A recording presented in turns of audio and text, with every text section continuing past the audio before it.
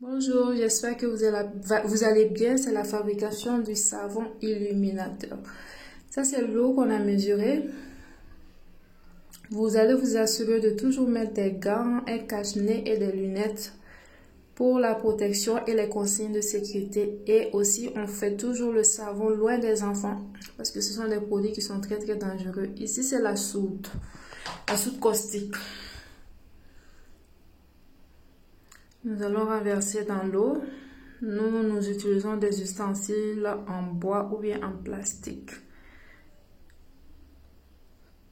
On renverse et vous allez voir que la solution sera très chaude. Très chaude. Très chaude. On fait attention. On remue. Et nous allons déposer la solution quelque part, toujours loin des enfants, le temps que la température descende.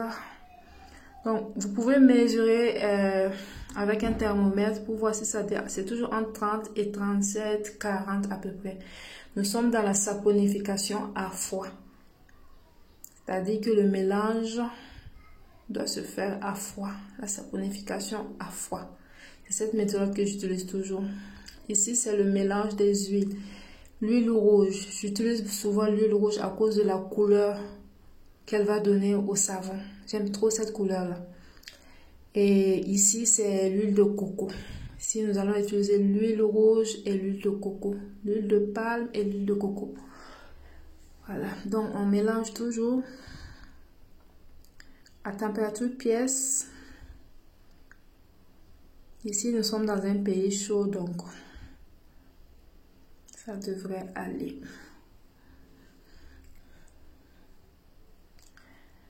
Mélange les deux huiles. Si vous voulez mettre des colorants, c'est à cette étape aussi que vous allez mettre les colorants. Et vous allez prendre le soin de choisir un colorant à huile.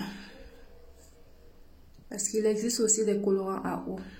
Donc, rassurez-vous d'avoir le bon colorant. On mélange très bien. On peut utiliser l'appareil, un batteur sur pied ou bien un batteur à main. Ça dépend de comment vous l'appelez. Mais souvent, je le fais à la main directement et ça va aussi. Donc là, je vais vous montrer les deux méthodes. Ça, c'est avec le batteur à main.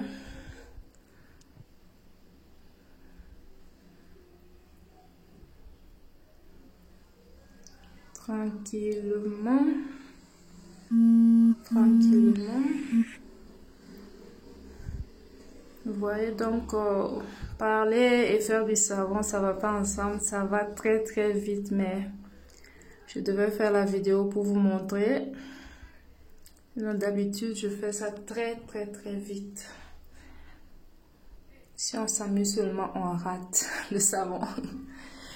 Bon, après que vous allez voir aussi que en fait, je vous montre les deux méthodes, quoi. Là, avec la machine, bon, je ne préfère pas trop. Je préfère avec la spatule en bois. C'est plus pratique pour moi. Là, c'est avec le bois. Vous voyez que là, ça commence à aller. C'est un peu lisse. Ça va donc. Et ça va très vite. Vous devez tout arranger, les moules ou bien les pots, les bols où vous allez mettre les savons parce que ça va très vite. Voilà, là je commence à mettre dans les moules directement. J'aime les moules en silicone parce que c'est facile à démouler. Je commence à mettre, on ne tarde pas, sinon on ne pourra plus mettre les savons, ça prend très vite. Voilà, et quand je termine de mettre, je vais refermer avec un papier film, un truc plastique. Ça que je suis en train de faire tranquillement. Papier film. Là. Vous pouvez aussi mettre dans les pots, hein, les seaux de 1 kg, comme on le voit d'habitude. Là, j'ai fini et comme ça, on va le garder 24 à 48 heures avant de les démouler. Et quand on va les démouler, on les laisse peut-être dans un endroit pendant 3 à 4 semaines avant de pouvoir utiliser les savons. C'est très important. Je vois souvent des gens utiliser les savons après 2 jours, 3 jours. C'est pas intéressant. Pour plus de sécurité, attendez 3 à 4 semaines minimum. Voilà. Et c'est pour avoir ce type de savon après, avec une très belle couleur et tout. Vous pouvez aussi parfumer, mais moi je n'aime pas trop mettre les parfums. Voilà, sinon vous pouvez aussi parfumer sans problème.